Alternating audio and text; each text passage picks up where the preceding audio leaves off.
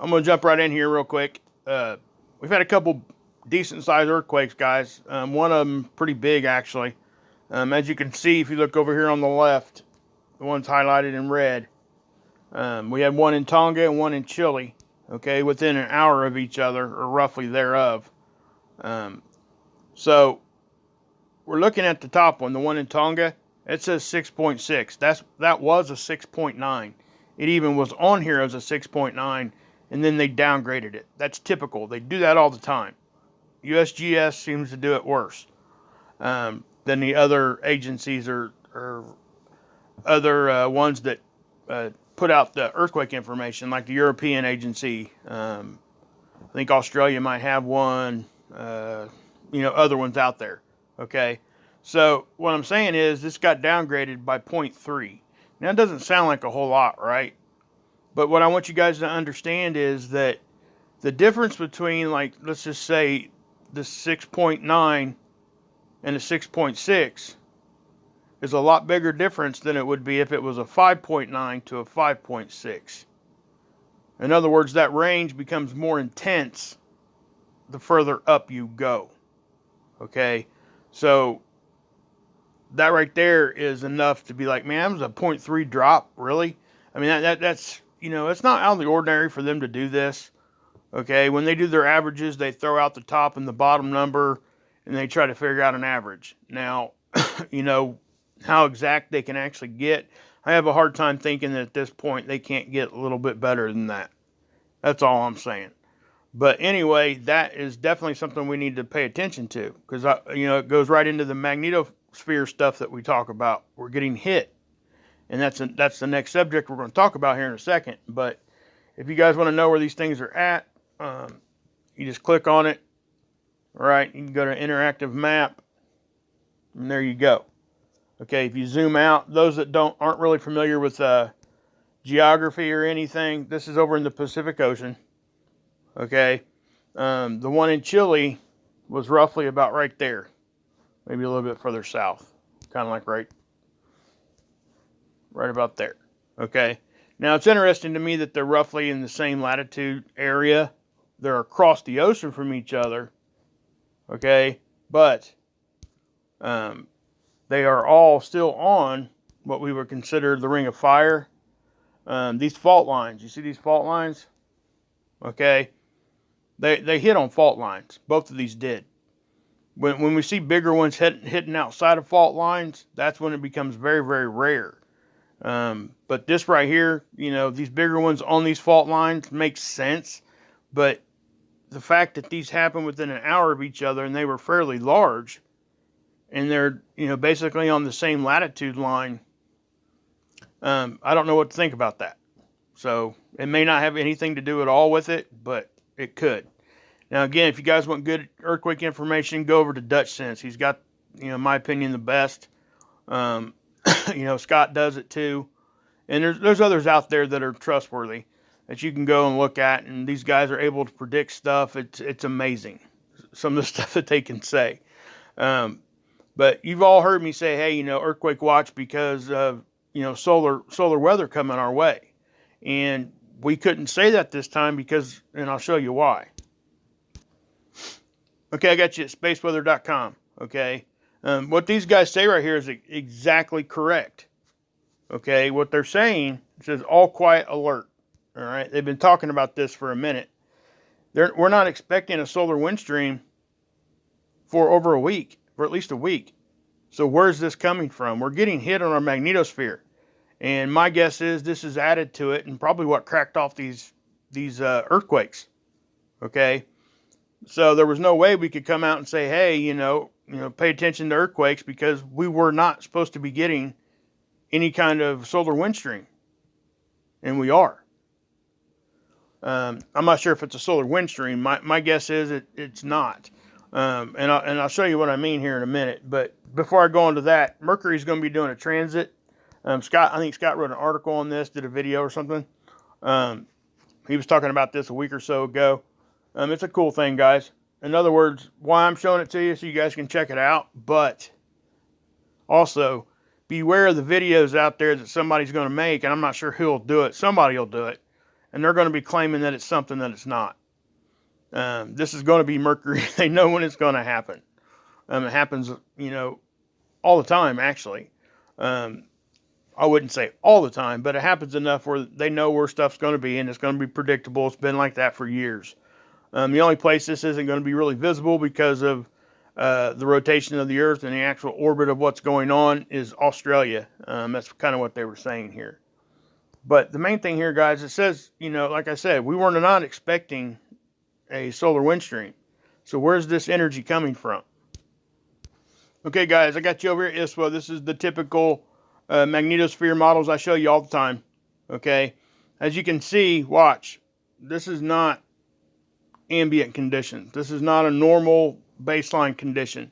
We're getting hit with something. I can tell you right now it's not high solar wind, and I'll show you here in a second. So we didn't have any coronal holes causing this. None of that stuff. You may hear the word stealth, like stealth solar storm or stealth CME type of stuff. I'm not sure if that's actually what's going on here. In my opinion, it's probably not, because this is a longer lasting event. Something that's stealthy that comes from the sun is typically short-lived. Okay, it may be very intense, but it's typically short-lived. This is not. This has been going on now for, gosh, the better part of a day.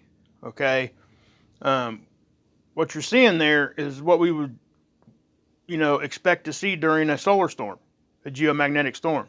Okay, that's what we should be looking at, like during situations like that. So I'll show you this other model real quick, because this will show you that it's not solar wind speed causing this. Okay, this up here is your solar wind speed, 372 kilometers per second. All right, and that should be hanging around. Normal range is probably between 300 and 500. Anything outside of that would be considered low or high. And that's just a rough guesstimate, guys. It's not something precise what I'm saying there. But after watching these models for a long time, we should not be seeing hits on our magnetosphere with wind speeds this low. But we are. Okay? So what does that mean? Well, it pretty much means that it's dense material that's hitting us. Okay, and I've explained that before. And it's like, if you take a baseball and you throw it at somebody going, 50 miles an hour. Well, let's just do the bowling pin like I always do. You take a 6-pound bowling ball and you throw it down the alley at 10 miles an hour, and it hits the head pin, and it knocks let's just say 6 of them down. Now you set them all back up and you throw a 16-pound ball at 10 miles an hour, same speed, and you hit the head pin and you knock down all 10 of them. The reason why that happened was because the density of all that was bigger. The mass was bigger and knocked it down, right? That's what I'm talking about here. So it's not necessarily speed that gets us every time. Okay, as you can see, if you look at this, this is not what we would consider normal ambient conditions. Okay, I mean, you see it happening here. Okay, so I wanted to show you that just because, this has got to be coming from somewhere, right? Now, like we've been talking about lately, cosmic rays. I do think that has something to do with what's going on here. But the duration of this doesn't really lend itself to cosmic ray hits over and over and over and over and over again. I ain't saying that it can't be, but it could, in my opinion, probably not. I know that there was a few cosmic rays in there because we've seen cosmic ray spikes on the graphs. Okay? They're just short little spikes. That's what you see. Okay? It's like one line. Seriously. It's not something that, it's not like it causes the wind speed to go up and stay there. And something about these satellite guys that give you the data for this, they cannot tell you the source of where it came from. They assume it came from the sun. That's what these models do. They assume it's solar wind. Okay? And that's how all these models are based off of. They can't tell you the source of it. That's up to us to go back and look.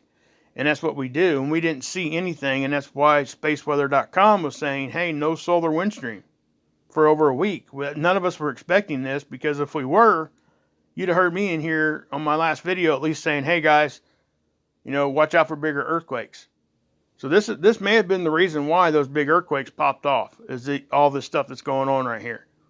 It might have been just the, you know, the straw that broke the camel's back. There's so many things that come into play when we're talking about what causes earthquakes. And this is just one of those components. And what happens is it only takes one of those components at the end to cause an earthquake.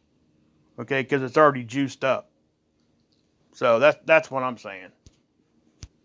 Okay, this is space weather. This is NOAA space weather. Okay, I'll just take you up here and show you the header. It's a Space Weather Prediction Center. Okay, I take you guys here all the time. This is space weather conditions. I put it in my model update, but here's what we want to look at. It's the geomagnetic activity. Guys, that's extremely low. Okay, do you see that? I'm sorry. See how it went down to pretty much nothing? And that's not good either, because when we see that, it does open us up for cosmic rays. Okay, and I showed you guys that yesterday, and I'm going to talk about that again here in a minute. But as you can tell, we are not really supposed to be seeing those hits. Even geomagnetically, it's saying, hey, what the heck's going on here? So, you know, first off, I will say this. When we take those hits, if it deflects on off, our geomagnetic activity doesn't go up. Okay, so if we fought it off good enough, great. But you can see here during that time we were getting hit, it did raise some. Okay, so we were getting energy there. Now this right here is where I went to kind of look to try to figure out what was up. This is the ACE chart graphs that I show you all the time. Okay, the first thing that caught my eye was the yellow is the wind speed itself. Now, if you look at it, see how straight it is? It's staying steady. Okay, you're not seeing the popcorn. It's what I call popcorn. Okay, but you are seeing down here popcorn. In other words, it's fluctuating in pretty good ways, right? You get a data point up, say up here, and then the very next time it gets a data point, it's way down here. That's why you see all these dots. Each dot of that is a data point that it collected. So it's telling you at this time, that was the temperature. And if that fluctuates, then, you know, in big ways like that, that's usually when we see disruptions. So this is the temperature. The temperature was popcorn looking, right? And kind of elevated. So if you look here, it's a straight line, staying very consistent and low. All right, look at that. That's low, guys. But then you go up here to the density, and it's copying what the temperature is doing. If you guys can see that. You see that? Compare the orange to the green. Just kind of glance at it, look at it. It looks very similar to one another, right? So that's what's causing this. It's denser material. But where's the material coming from? Or the denser particles, right? Where's that coming from? Did it come from the sun? Well, it should have been, because we weren't seeing anything. They weren't predicting nothing. Look, here's the Enlow model. Okay? This is where we're at right now. The velocity's on the bottom. There's nothing there. The density is at the top. It's not elevated. It's not supposed to be elevating until up here, 2 or 3 days from now on the 8th to the 9th. So what's going on? Now, I will tell you this, Stereo B probably, I think there was a CME that kind of fired off its direction, that blue spike right here. So that finally reached Stereo B, wherever, you know, that ejection did. And that's why that all went up like that. But yeah, so where's this coming from? You know, again, we talk about cosmic rays, and I do think that has something to do with it, but I also think it has something to do with our object out there hanging by the sun, and its you know, interaction with the sun, the electromagnetic fields, and it's sending stuff this way. Okay, because if it's coming from that direction, which it looked like it was coming from the sun's direction, then there were no coronal holes. So where did it come from? What happened? So there had to be something out there causing this, is what I'm trying to say. And again, we did see a couple of cosmic ray spikes, but I don't think that's all of what we're looking at. Okay? Okay, guys, I showed you guys this in my last video, right? This is all that radiation that was hanging around the Earth, okay? Again, this is at the 50 level. It goes up in elevation and stuff, and I explained to you guys that. And I put these on my model updates, okay? But what I want to show you is that radiation finally dissipated, and I'm going to show you why, okay? So as we go through here, if you look at the timestamp down there, we're at 3 at 0, right? UTC time.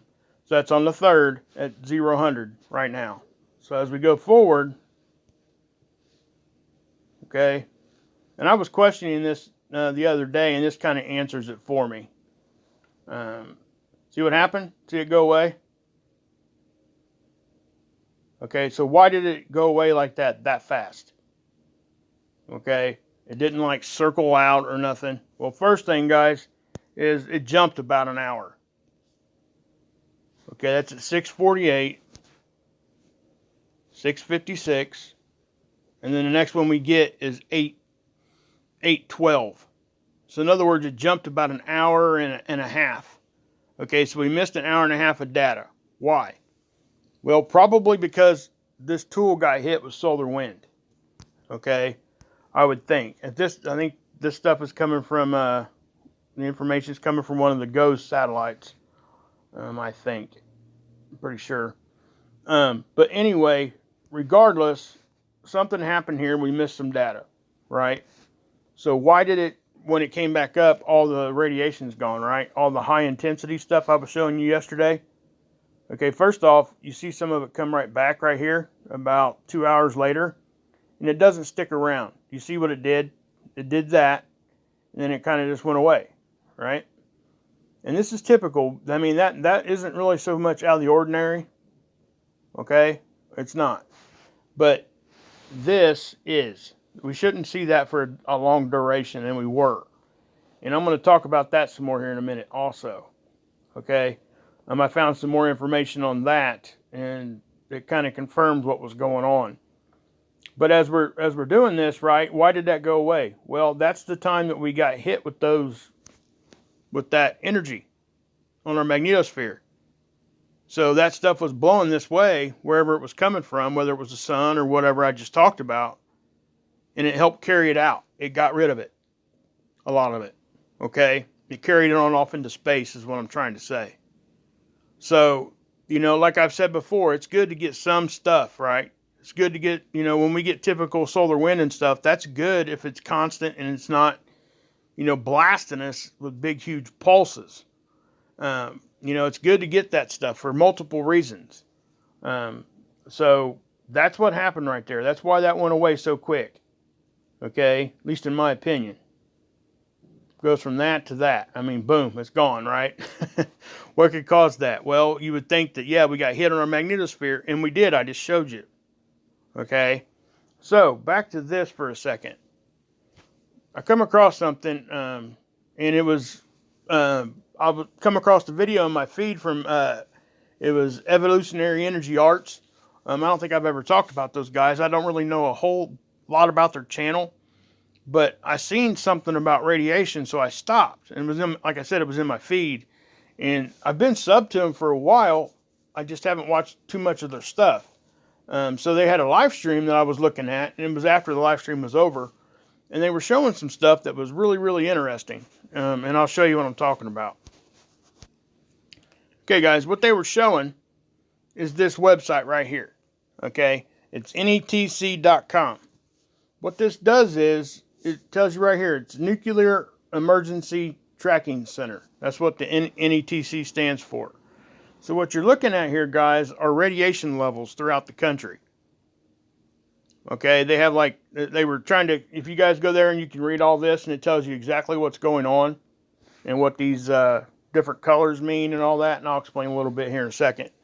But there's like 3,000 stations that they have, that they look at. You can even go over here, for those of us that look at this, that know about what Fukushima is. That was the accident that they had over here, or whatever. They had an event over there in Japan. I'm not going to call it whatever, but you can see over here how I can tell right now, those colors indicate, some radiation, but it's not really extremely high. But anyway, what I'm saying is, guys, you can look at stuff. They've got stations, you know, around. Okay. So what was happening was, and the reason why they were showing it over there on their channel was because it was elevated.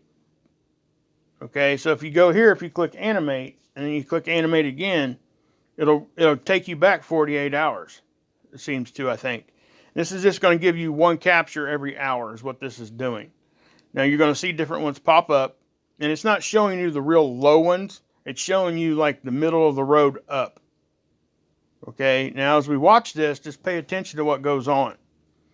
See that black and red just popped up? That's elevated pretty high. Okay, and you see it jumping around, and I guess this is pretty normal. And I'm not real familiar with this yet. I'm going to become more familiar with it because I think it's a good thing to be looking at. Okay. What you don't want to see is a box that is white and has an A in the middle of it. That means that you should be taking action like right now. Just to be aware. Okay. And again, it stops right there, right? So on the 4th at 5 p.m., that was really the only thing showing up there. It looks like Seattle area. Okay. So yesterday and the day before back, okay, when we were seeing all that radiation around our planet on the tool I just showed you, let me back out of this and I'll show you something.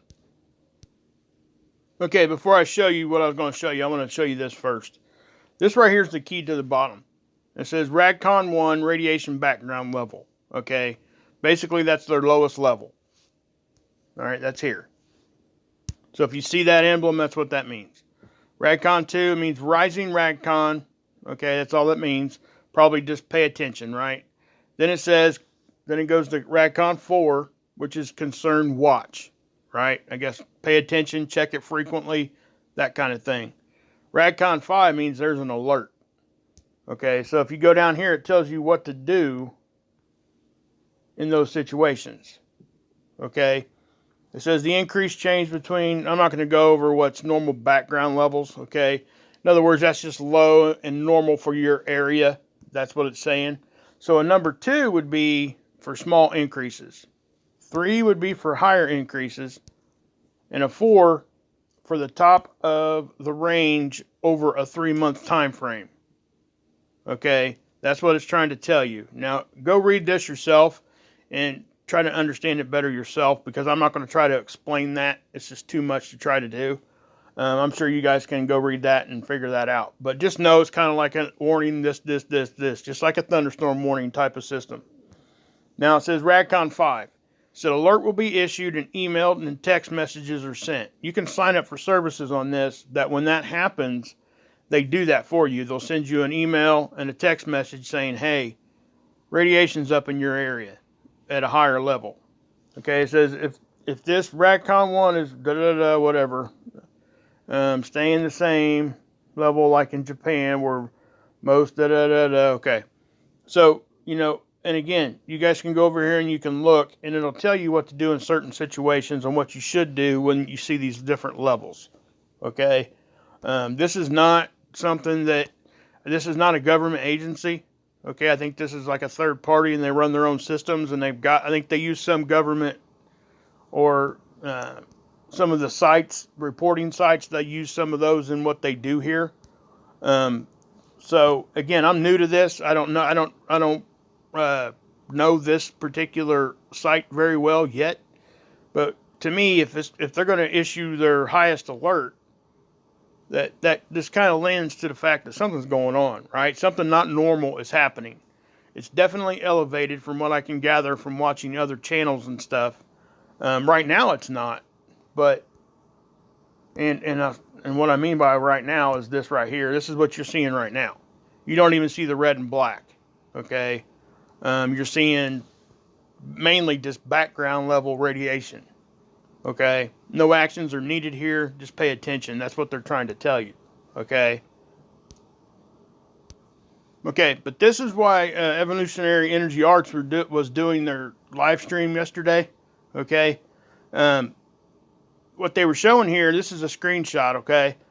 And you can tell that there's red and black, right? Well, there's some white with the A, right? There's 3 of them. Okay, so this is definitely elevated conditions, guys. Okay, and this was happening for basically the time frame of when I was showing you we were surrounded by that extra radiation.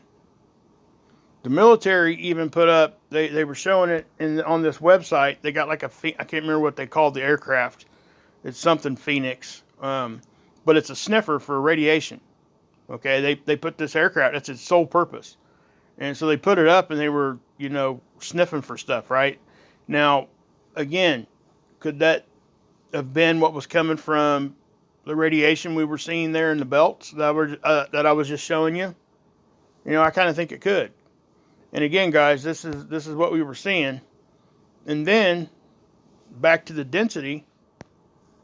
That's 163 density.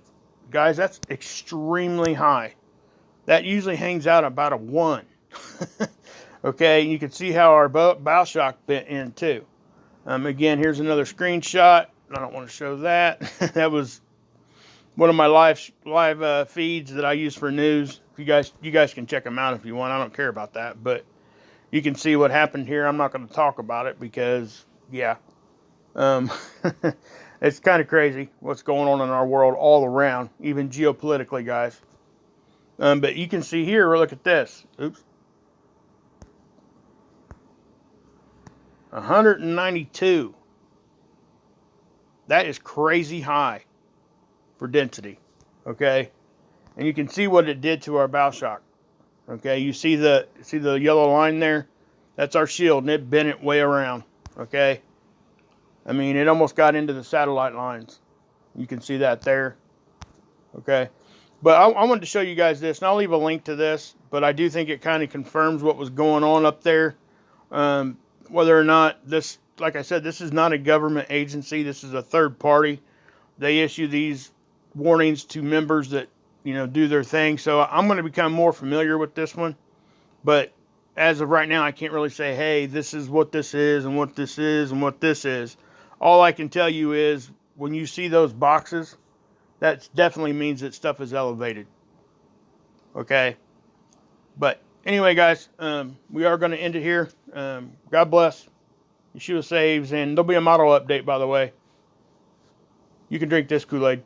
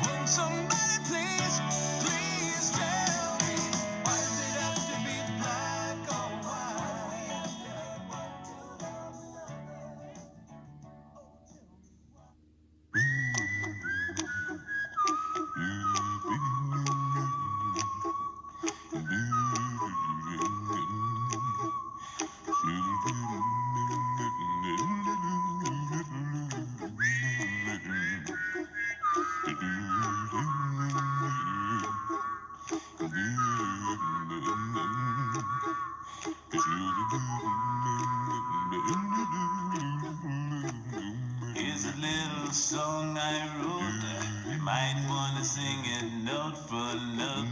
Don't worry. Be happy. Every life will have some trouble, but when you worry, you make it double. Don't worry. Be happy. Don't worry. Be happy now.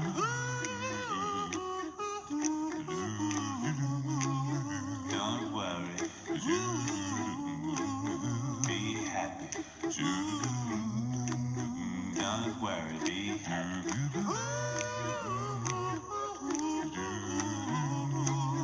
Don't worry. Be happy. Don't worry. Be happy. Ain't got no place to lay your head. Somebody came and took your bed, but don't worry. Be happy. The landlord say your rent is late. He may have to litigate. Don't worry. Be happy. Look at me, I'm happy.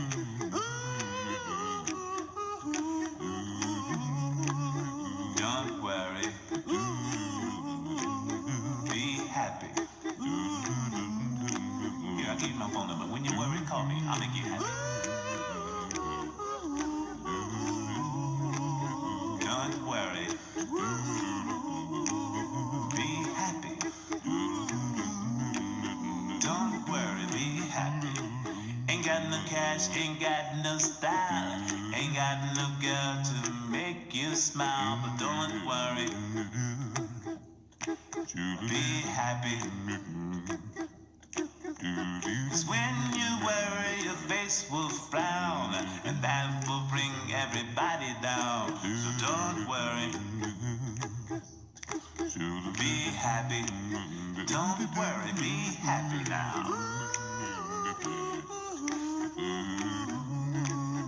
Don't worry. Be happy.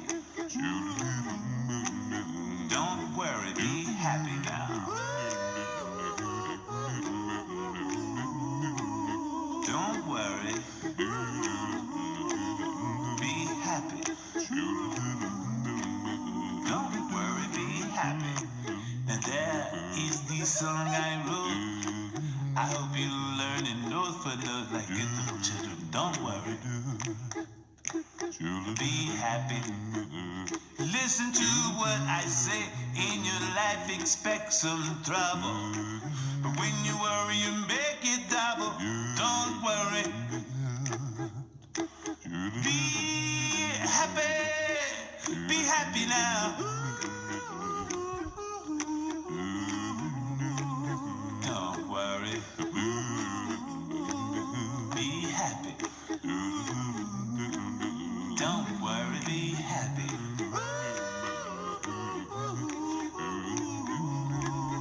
Don't worry. Be happy. Don't worry, be happy. Don't worry. Don't worry. Don't worry. Be happy. Put a smile on your face. Don't bring everybody down like this. Don't worry. It will soon